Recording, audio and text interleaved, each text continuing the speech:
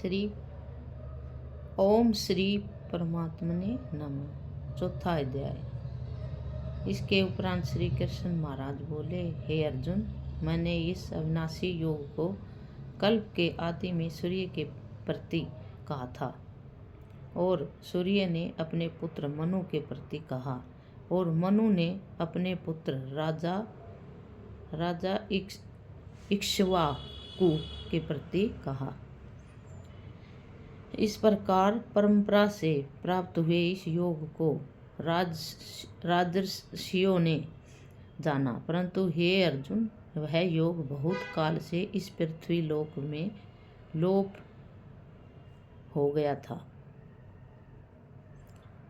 वह ही यह पुरातन योग अब मैंने तेरे लिए वर्णन किया है, क्योंकि तू मेरा भक्त और प्रिय सखा है, इसलिए तथा ये योग बहुत उत्तम और रहस्य अर्थात अति मर्म का विषय है।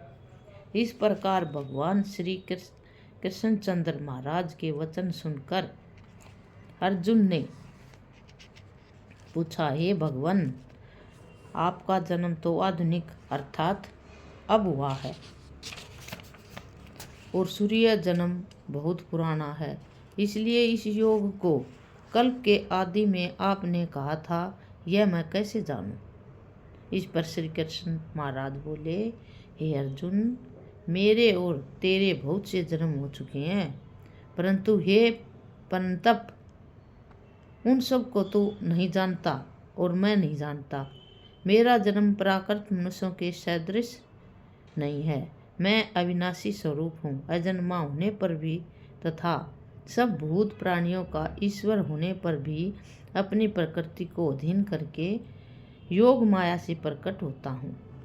हे भारत, जब जब धर्म की हानि और अधर्म की वृद्धि होती है, तब तब ही मैं अपने रूप को रचता हूँ अर्थात प्रकट करता हूँ, क्योंकि साधु पुरुषों का उद्धार करने के लिए और दूषित कर्म करने वालों का नाश करने के लिए तथा धर्म स्थापन करने के लिए युग युग में प्रकट होता हूँ। इसलिए हे अर्जुन, मेरा वह जन्म और कर्म दिव्य अर्थात अलौकिक है। इस प्रकार जो पुरुष तत्व से जानता है, वह शरीर को त्याग कर फिर जन्म को नहीं प्राप्त होता, किंतु मुझे ही प्राप्त होता है। हे अर्जुन, पहले भी राग, भय और क्रोध से रहित अन्य भाव से मेरे में स्थिति वाले मेरे शरण हुए बहुत से पुरुष ज्ञान रूप तप से पवित्र हुए मेरे स्वरूप को प्राप्त हो चुके हैं, क्योंकि हे अर्जुन, जो मेरे को जैसे भजते हैं, मैं उनको वैसे ही भजता हूँ। इस रहस्य को जानकर ही बुद्धिमान मनुष्यगण सब प्रकार से मेरे मार्ग के अनुसार बरतते हैं। जो मेरे को तत्व से नहीं जानते हैं, वे पुरुष इस मनुष्य लोक में कर्मों के फल को चाहते हुए देवताओं को पूजते हैं और उनके कर्मों से उत्पन्न हुई सिद्धि भी शीघ्र ही होती है, परंतु उनको मेरी प्राप्ति नहीं होती। इसलिए तू मेरे को ही सब प्रकार से भज। हे अर्जुन, गुण और कर्मों के विभाग से ब्राह्मण, क्षत्रिय, वैश्य और शूद्र मेरे द्वारा रचे गए हैं। उनके कर्ता को भी मुझ अविनाशी परमेश्वर को तू अकर्ता ही जान, क्योंकि कर्मों के फल में मेरी स्पृहा नहीं है। तू अकर्ता ही जान, क्योंकि कर्मों के फल में मेरी स्पृहा नहीं है, इसलिए मेरे को कर्म लिपायमान नहीं करते। इस प्रकार जो मेरे को तत्व से जानता है, वह भी कर्मों से नहीं बंधता है तथा पहले होने वाले मुमुक्षु पुरुषों द्वारा भी इस प्रकार जानकर ही कर्म किया गया है। इससे तू भी पूर्वजों द्वारा सदा से किए हुए कर्मों को ही कर, परंतु कर्म क्या है और अकर्म क्या है, ऐसे इस विषय में बुद्धिमान पुरुष भी मोहित हैं। इसलिए मैं वह कर्म अर्थात कर्मों का तत्व तेरे लिए अच्छी प्रकार कहूँगा कि जिसको जानकर तू अशुभ अर्थात संसार बंधन से छूट जाएगा। कर्म का स्वरूप भी जानना चाहिए और अकर्म का स्वरूप भी जानना चाहिए तथा निषिद्ध कर्म का स्वरूप भी जानना चाहिए, क्योंकि कर्म की गति गहन है। जो पुरुष कर्म में अर्थात अहंकार रहित की हुई संपूर्ण चेष्टाओं में अकर्म अर्थात वास्तव में उनका न होनापना देखें, और जो पुरुष अकर्म में अर्थात अज्ञानी पुरुष द्वारा किए हुए संपूर्ण क्रियाओं के त्याग में भी कर्मों का अर्थात त्याग रूप क्रिया को देखे, वह पुरुष मनुष्यों में बुद्धिमान है और वह योगी संपूर्ण कर्मों का करने वाला है। हे अर्जुन, जिसके संपूर्ण कार्य कामना और संकल्प से रहित हैं, ऐसे उस ज्ञान रूप अग्नि द्वारा भस्म हुए कर्मों वाले पुरुष को ज्ञानी जन भी पंडित कहते हैं। जो पुरुष सांसारिक आश्रय से रहित सदा परमानंद प्राप्त में तृप्त हैं, वह कर्मों के फल और संग अर्थात कर्तव्य अभिमान को त्याग कर कर्म में अच्छी प्रकार बरतता हुआ भी कुछ भी नहीं करता है। जीत लिया है अंतकरण और शरीर जिसने तथा त्याग दी है संपूर्ण भोगों की सामग्री जिसने, ऐसा आशा रहित पुरुष केवल शरीर संबंधी कर्म को करता हुआ भी पाप को नहीं प्राप्त होता। अपने आप जो कुछ प्राप्त हो उसमें ही संतुष्ट रहने वाला और हर्ष शोकादि द्वंद्वों से अतीत हुआ तथा मत्सरता अर्थात ईर्ष्या से रहित सिद्धि और असिद्धि में समत्व भाव वाला पुरुष कर्मों को करके भी नहीं बनता, क्योंकि आसक्ति रहित ज्ञान में स्थित हुए चित्त वाले यज्ञ के लिए आचरण करते हुए मुक्त पुरुष के संपूर्ण कर्म नष्ट हो जाते हैं। उन यज्ञ के लिए आचरण करने वाले पुरुषों में से कोई तो इस भाव से यह करते हैं कि अपरण अर्थात शत्रुवादिक भी ब्रह्म है और हैवी अर्थात हवन करने योग्य द्रव्य भी ब्रह्म है, और ब्रह्म रूप अग्नि में ब्रह्म रूप कर्ता के द्वारा जो हवन किया गया है वह भी ब्रह्म ही है। इसलिए ब्रह्मारूप कर्म में समाधिस्थ हुए उस पुरुष द्वारा जो प्राप्त होने योग्य है वह भी ब्रह्मा ही है, और दूसरे योगी जन देवताओं के पूजन रूप यज्ञ को ही अच्छी प्रकार उपासते हैं अर्थात करते हैं, और दूसरे ज्ञानी जन पर ब्रह्मा परमात्मा रूप अग्नि में यज्ञ के द्वारा ही यज्ञ को हवन करते हैं। अन्य योगी जन श्रोतादिक सब इंद्रियों को संयम अर्थात स्वाधीनता रूप अग्नि में हवन करते हैं। अग्नि में हवन करते हैं अर्थात इंद्रियों विषयों से रोक कर अपने वश में कर लेते हैं, और दूसरे योगी लोग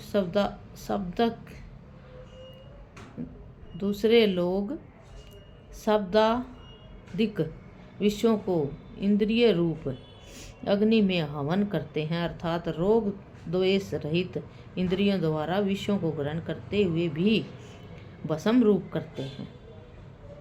दूसरे योगी जन संपूर्ण इंद्रियों की चेष्टाओं को तथा प्राणों के व्यापार को ज्ञान से प्रकाशित हुई परमात्मा में स्थिति रूप योगाग्नि में हवन करते हैं। दूसरे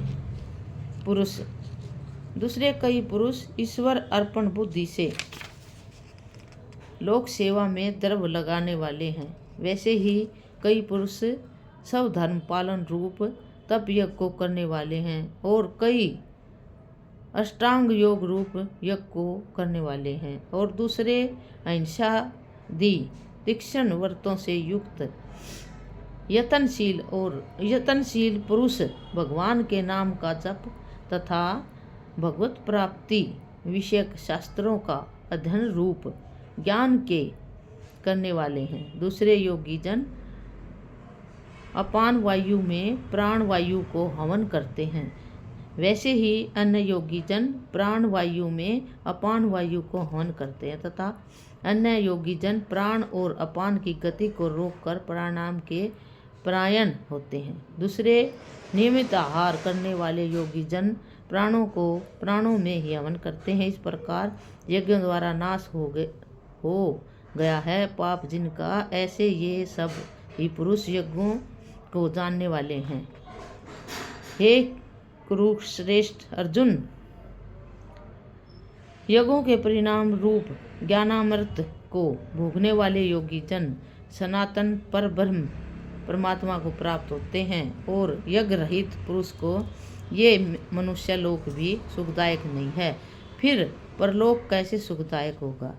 ऐसे बहुत प्रकार के यज्ञ वेद की वाणी में विस्तार किए गए हैं। उन सब को शरीर मन और इंद्रियों की क्रिया द्वारा ही उत्पन्न होने वाले जान, इस प्रकार तत्व से जानकर निष्काम कर्म योग द्वारा संसार बंधन से मुक्त हो जाएगा। हे अर्जुन, सांसारिक वस्तुओं से सिद्ध होने वाले यज्ञ से ज्ञान रूप यज्ञ सब प्रकार से श्रेष्ठ है, क्योंकि हे पार्थ संपूर्ण यावन मात्र कर्म ज्ञान में शेष होते हैं, अर्थात ज्ञान उनकी पराकाष्ठा है। इसलिए तत्व को जानने वाले ज्ञानी पुरुषों से भली प्रकार दंडवत प्रणाम तथा सेवा और निष्कपट भाव से किए हुए प्रश्न द्वारा उस ज्ञान को जान। वे मर्म को जानने वाले ज्ञानी जन मुझे उस ज्ञान का उपदेश करेंगे कि जिसको जानकर तू फिर इस प्रकार मोह को नहीं प्राप्त होगा। और हे अर्जुन, जिस ज्ञान के द्वारा सर्वव्यापी अनंत चेतन रूप हुआ अपने अंतर्गत समष्टि बुद्धि के द्वारा आधार संपूर्ण भूतों को देखेगा और उसके उपरांत मेरे में अर्थात सच्चिदानंद स्वरूप में एक ही भाव हुआ सच्चिदानंद में ही देखेगा। यदि तू सब पापियों से भी अधिक पाप करने वाला है तो भी ज्ञान रूप नौका द्वारा निस्संदेह संपूर्ण पापों को अच्छी प्रकार तर जाएगा। हे अर्जुन, जैसे प्रज्वलित अग्नि ईंधन को भस्म कर देता है, वैसे ही ज्ञान रूप अग्नि संपूर्ण कर्मों का भस्म कर देता है। इसलिए इस संसार में ज्ञान के समान पवित्र करने वाला निसंदेह कुछ भी नहीं है। उस ज्ञान को कितने ही काल से अपने आप समत्व बुद्धि रूप योग के द्वारा अच्छी प्रकार शुद्धांतकरण हुआ पुरुष आत्मा में अनुभव करता है। हे अर्जुन, जितेंद्रिय तत्पर हुआ श्रद्धावान पुरुष ज्ञान को प्राप्त होता है। ज्ञान को प्राप्त होकर तत्क्षण भगवत प्राप्ति रूप परम शांति को प्राप्त हो जाता है। हे अर्जुन, भगवद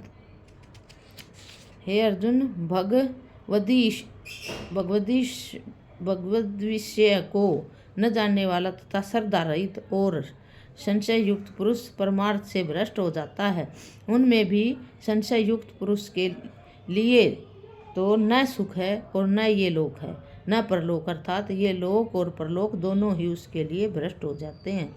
हे धनंजय, समत्व बुद्धि रूप योग द्वारा भगवत दर्पण कर दिए हैं संपूर्ण कर्म जिसके और ज्ञान द्वारा नष्ट हो गए हैं सब संचय जिसके, वे ऐसे परमात्म परायण पुरुष को कर्म नहीं बांधते। इससे हे भरतवंशी अर्जुन, तू समत्व बुद्धि रूप योग में स्थित हो और अज्ञान से उत्पन्न हुए हृदय में स्थित इस अपने संशय को ज्ञान रूप तलवार द्वारा छेदन करके युद्ध के लिए खड़ा हो। जय श्री कृष्ण।